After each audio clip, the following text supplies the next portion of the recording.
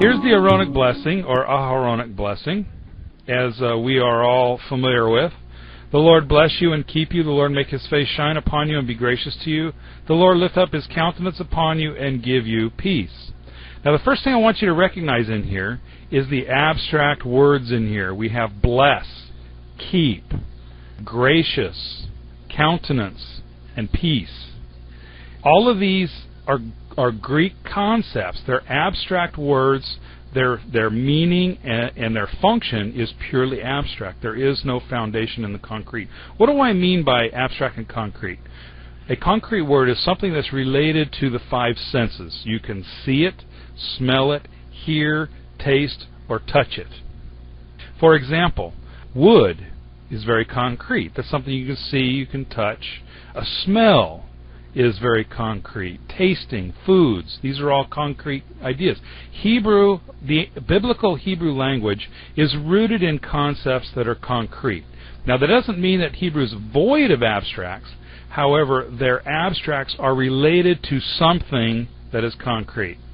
An abstract, then, would be something that cannot be seen, tasted, touched, smelled, etc. And we're going to take a look at some of those examples in the teaching here. We're going to take the Aaronic blessing, and we're going to break it down word for word, and we're going to look at it Hebraically. The first word in the Aaronic blessing is the Hebrew tetragram, the Yod He Vav He, which most translations have the Lord. There is one of the, I think it's the ASV uses Jehovah. But the four-letter word is what we're going to take a look at first. It is what most people would call the name of God. What is a name? Well, from a Greek perspective, it's very abstract. In fact, if you take a look at people's names, people's real names, they are purely abstract. My name is Jeff, and all Jeff is a bunch of letters put together to make a sound. That's it. It has no meaning, it has no function, it has no concrete ideas behind it. Now, originally they did in ancient times, but in our modern day culture, we use names just simply as identifiers. And when we come across a name like this, okay, Yahweh, we're very comfortable with that because it's a name. It's just simply a bunch of letters put together to make a sound. That's all it is. But what we have to realize that in Hebrew thought, in ancient times, all Hebrew names are words. They are words. A couple examples. Ishmael. Ishmael is Yishmael, and that's two Hebrew words put together. Yishma means he hears, and then El, he's the he. So Yishmael means El hears. Another one, Yaakov. Yaakov means he grabs the heel. Notice the yud in both of those. Yishmael and Yaakov. That's a prefix meaning he. Adam, another good example. It means human. Comes from the root Adamah. And then Chawa, which means living. Now, most of you are probably familiar with her name that we were all taught, and that's Eve. Exodus 20, verse 7. You shall not take the name of the Lord your God in vain. Here we have the word name in there. What is a name from Hebraic perspective? The Hebrew word for name is Shem. Shem. And if you notice that word is inside the word Neshama. These two words are related. What does Neshama mean? I'll give you a hint. It's found in Genesis 2, verse 7. And he breathed into his nostrils not the soul, breath. That's it. It's the breath. You see, your Shem is your breath. Well, that don't make no sense to us whatsoever because that doesn't mean anything to us. However, in Hebraic thought, your breath is your character. It's what makes you you. It's your personality. It's your what makes you different from everybody else. That's your breath. So your breath is your character. Now, every time you see the word name in the Bible, replace it with the word character, and you'll have a better understanding of what that verse is trying to say. For example, you should not take the character of the Lord your God in vain. Now you see, a lot of times what we think of, you should not take the name of the Lord in vain, that to us means not to swear. You're not supposed to use His name as a swear word. And that's not what this is about. Not in any way, shape, or form. Now, literally, what the way this verse should be translated is, you shall not falsely represent the character of Yahweh. In other words, when we say we're followers of Yahweh, we're supposed to take on His character. We're supposed to act like He does. But if we go out to other people and we start stealing and cheating and lying, what are we doing? We're misrepresenting His character. Okay, in John 14:13, we have, whatever you ask in my name, this is Yeshua speaking, whatever you ask in my name, I will do it. Now here we have the word name again. What is He saying here? Now, the way we've interpreted this over the past 2,000 years is that, okay, if we want to ask Yeshua something, then we have to have this formula and put it on the end of each prayer in Jesus' name or in Yeshua's name. And that's what we all do. I do it myself. But why do we do it? Because of this, quote, formula. In other words, if you ask something, in order for that to happen, you got to tag this on at the end of the prayer. That's kind of what we've been taught since childhood. But is that what he was saying? Absolutely not. In fact, just stick the word character in there, and it just completely opens up to a completely different meaning. Whatever you ask in my character, I will do it. What is he saying? He's saying that if you ask what I would ask, then I'll give it to you. Pretty simple. When we start talking about the name of Yahweh, there's several different camps on this. There's all the way to one extreme that says the Lord is fine, that's all I need to use, all the way to the other extreme, whereas if you're not using this specific pronunciation, God won't hear you. Those are the two extremes when it comes to the name. And since the name does appear in the Aaronic blessing 3 times, I think it's important. In fact, in Hebraic thought or Jewish thought from ancient times, that anything that's mentioned 3 times is significant. It's something of importance. So here in the Aaronic blessing, we have it mentioned 3 times. What should the emphasis be on the name as in regards to how you pronounce it? Well, personally, I don't put that much emphasis on it for 2 reasons. One is, we'll never know with 100% certainty how the name was pronounced. That is until a tape recorder is found from that time. Okay, I don't see that happening. So we're just really not going to know. The other thing is that there's something more important than how you pronounce it, and that is how you represent the character.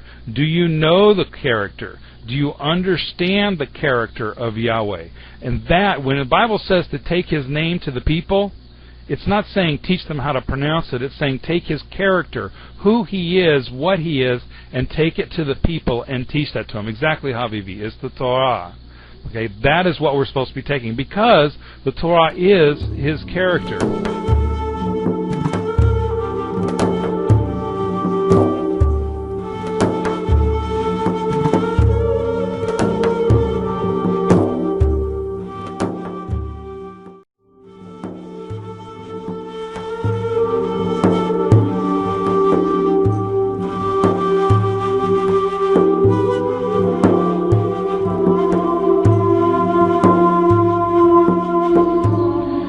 As far as the name itself, remember what I said at the beginning here is that Hebrew names are all Hebrew words.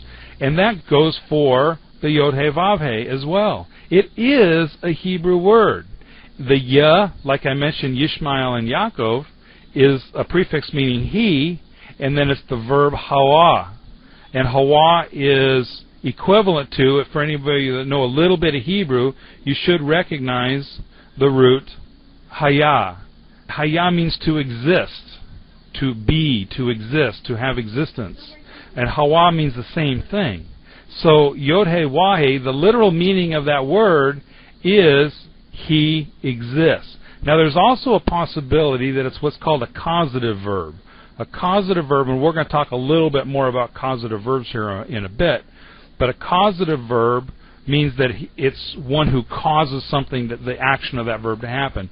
So if it is a causative verb, then it would be He causes to exist, which fits beautifully with Genesis 1 and 2. In our Aaronic blessing, the first word in there is Yahweh. And by the way, I've used Yahweh mainly because that's the way I learned it, and also that's what most people are familiar with. I do not believe that was its original pronunciation, but that's just what I use because most people are familiar with that. The next word is bless, and that's Barak in Hebrew, the Bet, Resh, Kaf. Now this is a purely abstract word, bless. You can't see, taste, touch, smell, or hear, bless. And whenever you're reading if you're doing a biblical study, you got your book out, you're studying, you got your notepad, you got your books cracked, okay, and you're going to do a study. This is one of the things that you really need to pay attention to. If you're reading in a passage, and believe me, there's a lot of them, in fact, probably 80-50%, they're going to be an abstract word. Now, because abstract thought is not Hebraic, you're going to have to crack those books and try and find that original concrete meaning of that word behind the English. Because once you do, like we're going to use as we're using the example of the Aaronic blessing here, you're going to find that if you start finding these concrete meanings of these words behind the English, the text is going to open up to you in a way you never thought possible. Because the Hebrew language is so rich in meaning that just not one, two, or even three English words can really convey the meaning of each Hebrew word. Okay, so the word bless. This is an abstract. There's some other common abstract words. Glory is another abstract. Okay, what does it mean from Hebraic thought? It's the armament, or the armor, the weapons of God. To believe, in Hebraic thought, that means to support, to give support to something. Good. Good is abstract. The concrete is to function properly. Holy. What does holy mean? Usually we think of holy as someone who's pious or someone that's very good at his religious efforts. That's kind of what we think of as a holy. But in Hebraic thought, it just simply means exactly to set apart. But to set something apart for a special purpose. You see, now the full Hebraic meaning can't be explained. There is no English word that has that meaning. The closest would be special. I have two pairs of boots. I got my work boots and I got my dress boots. My dress boots are strictly for going, places where I want to look sharp at. Okay. So those are special boots. They're set aside for something special. Whereas my other boots, I'll wear them into town. I'll wear them out here on the property when I'm working, whatever. Okay, so my special boots are set apart for a special function. Spirit. I mean, you can't get more abstract than spirit, which in Hebraic thought is the wind. Anger, that's another abstract. Anybody know what the Hebrew word is for anger? The Hebrew word is off, which means anger. It's the exact same Hebrew word for nose. Look it up in your Strong's Concordance sometimes. Look up the word off. It's aleph pei, and it's translated as anger in his nose. Why? Because what happens when you get angry? Your nose starts flaring. So that's why there's a connection. You see, the abstract and the concrete are put together in one Hebrew word. Now let's get to the word bless, and we'll uncover its original concrete meaning. Okay, here we are in Genesis 24, verse 11. And he made the camels kneel down outside the city. You see that word kneel down there? That's our Hebrew word barak, to kneel down. That is the concrete meaning of barak. But just a little short bit about Hebrew verbs, because it's kind of important to how this word is used. Each Hebrew verb has a voice and a mood. The four different voices are active, passive, and reflexive. Pretty simple, actually. Active means to kneel down. Passive means to be knelt down. And reflexive is to kneel yourself down. It means the action is imparted on yourself. So we have active, to kneel down, passive, to be knelt down, and then reflexive, to kneel yourself down. Those are the voices of Hebrew verbs. Each verb also has a mood, and there are three moods. Simple, causative, which I already mentioned, and intensive. The simple just means knelt down. It's a very simple action. The causative means it's to cause the action to occur, like I mentioned with the name Yahweh. And then the intensive. This would be to drop to the knee. To drop to the knee. In other words, it intensifies it. And this intensive is also used to give a slight variation of the meaning of a verb. Now, whenever you see the word bless in your Bible, in the English Bible, that is the intensive form of the verb barach. The simple form we just read, Genesis 24 verse 11, and he made the camels kneel down outside the city. That's the simple mood of the verb. But in the Aaronic blessing, it's the intensive form of the verb, which means to drop to the knee. Now, from a Hebraic perspective, what this literally means is to drop down to your knees in respect to another person, as if to present them a gift. That's what the word barach means when used in the intensive form. Now, that can be taken as literal or figurative. Literally, when a man is going to propose to a woman, he gets down on he drops to his knee and presents her a ring. That's literally a barach. But it can also be figurative. If you're walking down the street and you see an old lady trying to pick up something she dropped, she dropped something, you run over there and you pick it up for her and give it to her. Now, this is not really getting down on your knee and presenting something, but you've helped someone. That is also a barach. A couple of words that come from this verb barach, and that is barech, which is the knee. The Hebrew word for the knee is barech. That's the noun form. And you might be familiar with the phrase baracha, or the word baracha. That's usually translated as blessing. Literally, it's a gift. When we give our blessings to Yahweh, we give our baracha, we give Him our gifts. And remember, in Greek thinking, your blessings are just words. In Hebrew thinking, your gifts are your actions. There's a big difference between how we think in Greek versus how we think in Hebrew. What we do is much more important than what we think from a Hebraic perspective.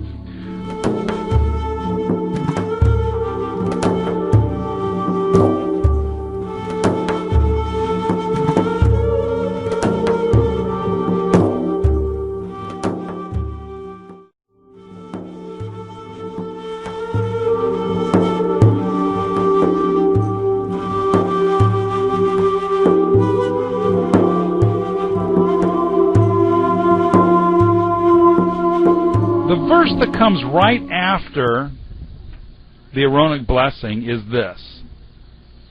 They, the Hakohen, the priests, will place my name, my Shem, upon the people, and I will bless them. When we read a verse like this in the Bible, I'll be honest, because I did it myself so many times, you just read it and you move on. But we don't stop to ask ourselves some certain specific questions. For example, how do you take a name and put it on someone? How do you do that? That's a pretty good question, because that's what the text says. He will place His name on the people. So we need to back up and go, what does this mean? Exactly, you walk the character. He's going to take His character, because the Aaronic blessing spells out the entire character of Yahweh. It takes all of His character and boils it down into these three ideas. And the Kohen, they're the teachers of Israel. They're the ones who are supposed to teach the Torah. They're going to take that character and give it to the people and set it upon them, so that that character is now on them, and they will now follow through with this character. You see, the Aaronic blessing was not meant to be something that's just said at the end of a service, oh, that's nice. You see, it was supposed to teach the people how to act, because the Aaronic blessing describes how God works and acts, and we, who have His name, are supposed to emulate that and follow along in that character as well. And I, that's Yahweh, will kneel down and present a gift to them. Well, what's the gift He's going to give them? His character, His Torah, His teachings. Now, a lot of people have a problem with this idea of Yahweh kneeling down before us. And they say, where in the Bible does it say God will kneel down? Well, it says it right here. Okay? Every time you see the word bless, Yahweh blesses so-and-so, it says it right there that Yahweh kneels down and presents a gift. Now remember, that can be literal or figurative. Yahweh gives His teaching to His people. He's doing a barakah. He's kneeling down and presenting them a gift. By the way, what did Yeshua do? He's the one who represented the character of Yahweh most perfectly. What did He do? He knelt down and presented a gift to His Talmudim by washing their feet. Okay, the next word we're going to look at is the word keep. Here's a verse that uses that word. Deuteronomy 4, verse 40. Therefore you shall keep His statutes and His commandments, which I command you this day, that it may go well with you and with your children after you, that you may prolong your days in the land which the Lord your God gives you forever.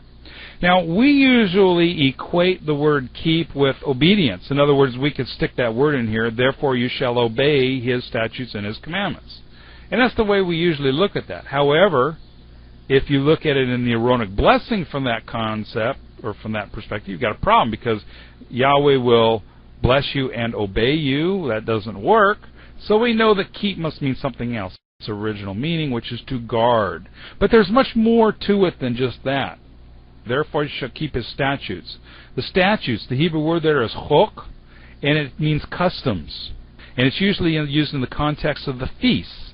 The feasts are the customs of Israel. And His commandments. A commandment or command, that's the Hebrew word mitzvot, but I don't like command because that's like an order.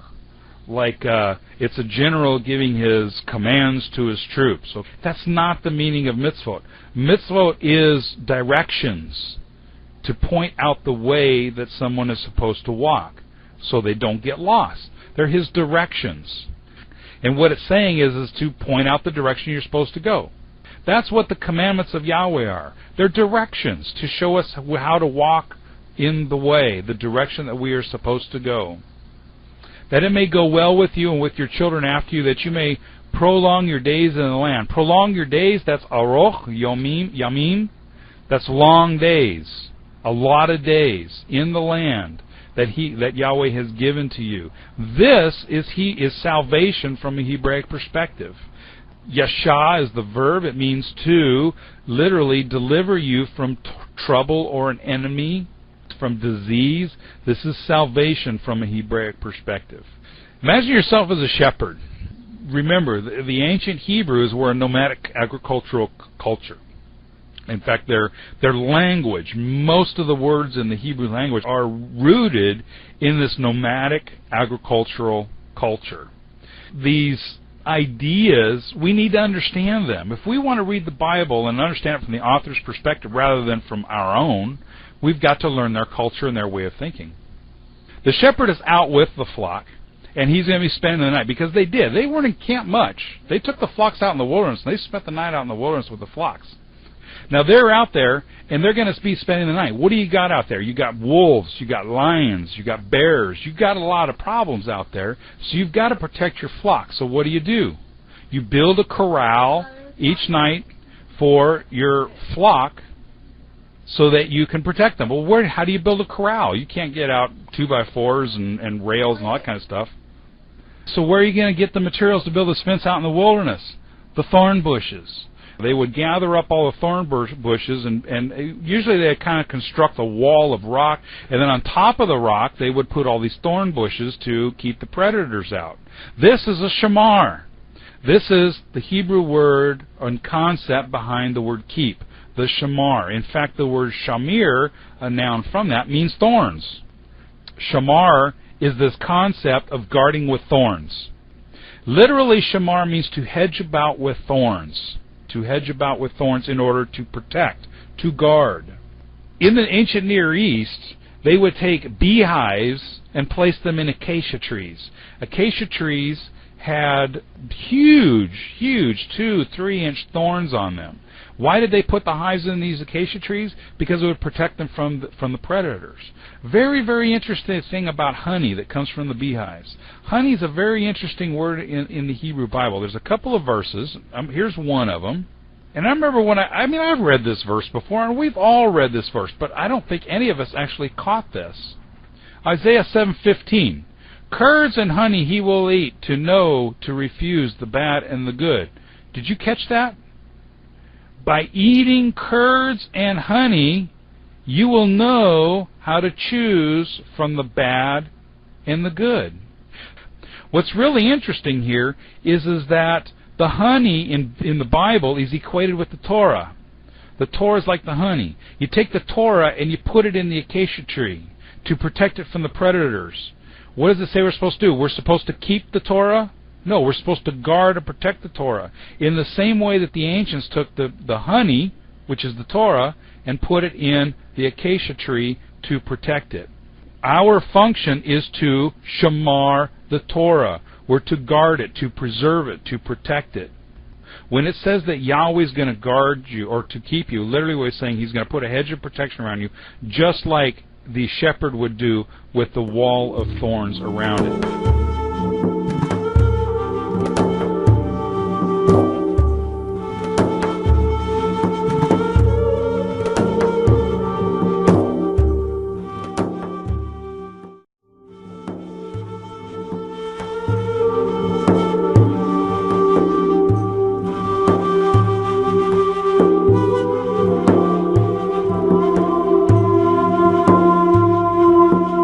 The next word that we're going to look at here is panim, and it's pronounced pane in the text. It's actually the construct form, which means face of. Panim it comes from the root pana, which means to turn. What does our face do? It turns. It turns every which way. However, whenever the word panim or face is used, it's always in the plural. Why? Because in Hebraic thought, you have more than one face. You've got an angry face, happy face, sad face. You have many different faces. By the way, a panim in Hebrew can be a face of anything, like a surface of anything. In Genesis 1:2, the Ruach Elohim, the wind of Elohim, hovered over the panim of the waters, the face or the surface of the waters. Here's an interesting verse that uses this word, panim. Exodus 33:14. And he said, my presence will go with you, and I will give you rest. And you see, the translators use the word presence there from panim. Why didn't they just put face there like it says? And he said, my face will go with you. Well, they don't do that because that wouldn't make any sense to us. You see, English translations are written so that it makes perfect sense to a Greek thinker. So they remove all the Hebraisms, all the Hebrew concepts, they remove them, and they plug in Greek concepts so that Greek thinkers can understand the Bible. The problem is they're understanding it from a Greek perspective and then not from the Hebraic perspective. But literally it says, my face will go with you. Interestingly, prior to this, Yahweh says to Moshe, I'm fed up with you guys. I'm completely fed up. I'm not going to go with you into the land. You guys have to go on your own. I'm not going. If I go with you, I'm going to kill you. So Yahweh emphatically states He's not. But then He says here in verse 14, He says, but I will send my face with you. Well, that's very interesting. What does that mean? See, in Hebraic thought, if a person represents another person, they represent his presence, his face. So somebody else is going to lead the people, and this person is the face of Yahweh. What does it say in Exodus 33, also in this very same chapter? It says that Moshe spoke with Yahweh face to face as though a man speaking with his friend. And then 10 verses later, Yahweh says, nobody can see my face or they die. What's going on here? No one can see God's face. Moshe can't see God's face, but then he sees God's face.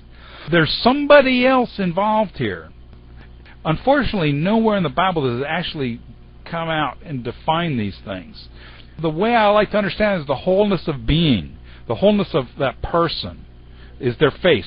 When you're having a conversation with somebody, you're looking at their face. You don't look at their toes, you don't look at their feet, you look at their face, because that's their essence. That's who they are, and so that's the wholeness of their being. You can really read an entire person through their face, through their eyes, their mouth, their facial expressions, etc.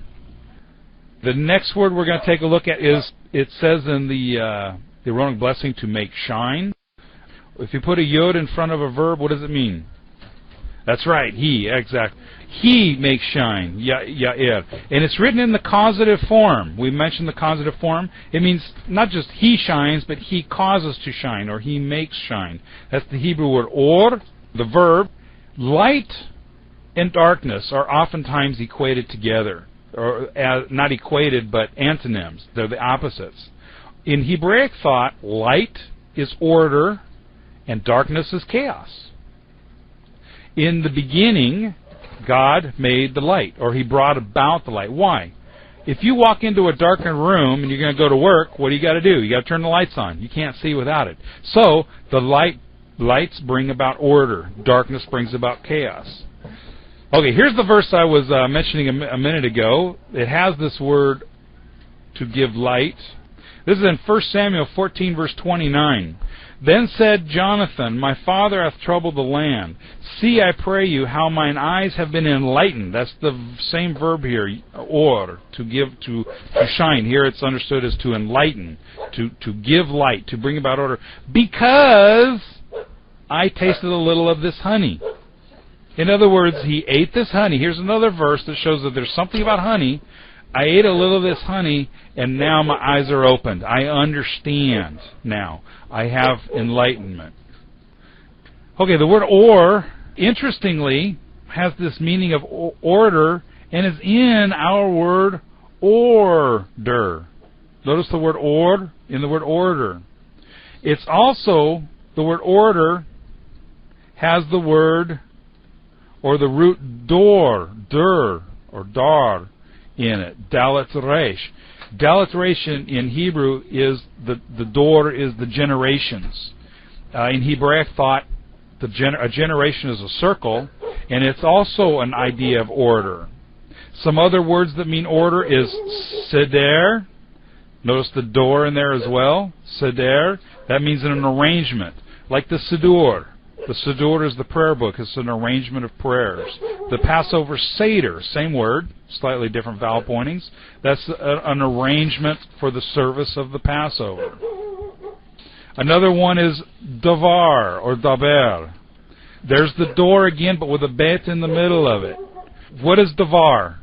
What is devorah? Devar is word. What's devorah? Devorah is simply the feminine form of davar. Deborah is the name. Remember, every name is a Hebrew word. Exactly, it's a bee or bees. Devorah is bees. What about this one? Midvar. It's got the word davar with a mit in front of it. What is midvar? The wilderness. Right, what do all these have in common? They're all order. Words are an arrangement of words that are ordered in a way to make a sentence. Bees, their colony is so perfectly ordered.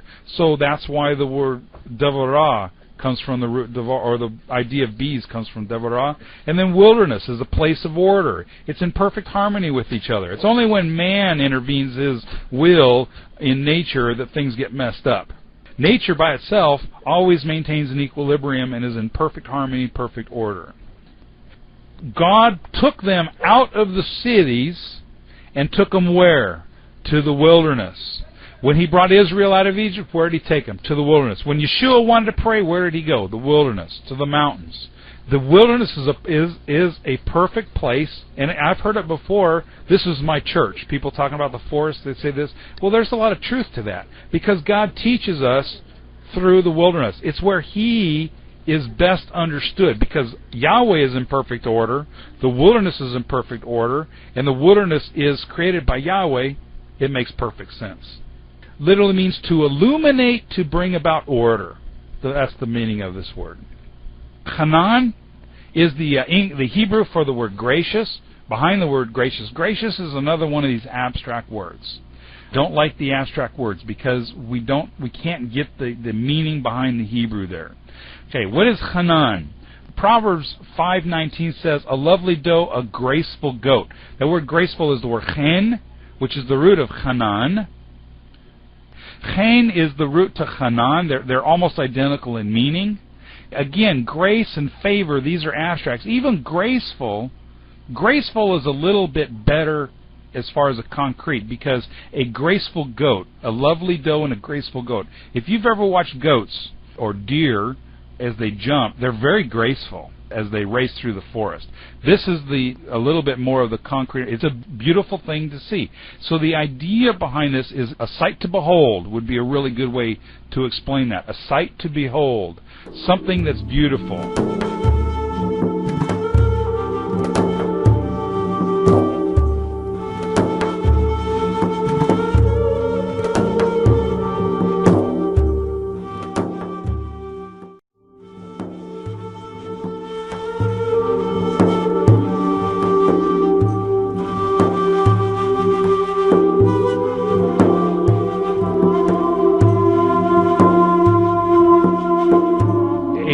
That also comes from this word chen or chanan is the word mechanah. Anybody know what mechanah means?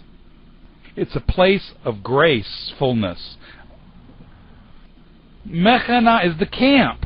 Remember when Jacob set up camp on the other side of the river before he went to go Esau, and he called the place Mechanah? It's the camp. So the camp is related to this idea of gracefulness. You're a shepherd, you've been out, for days at a time, weeks at a time. Tired, you're cold, you're hungry, you're starving, you're lonely. You come over the rise and you see the fires of the camp. That feeling that you get, that's chen. You see, the ancient Hebrews were very emotional people. Their emotions were very important to them. So a lot of Hebrew words are actually related to emotion.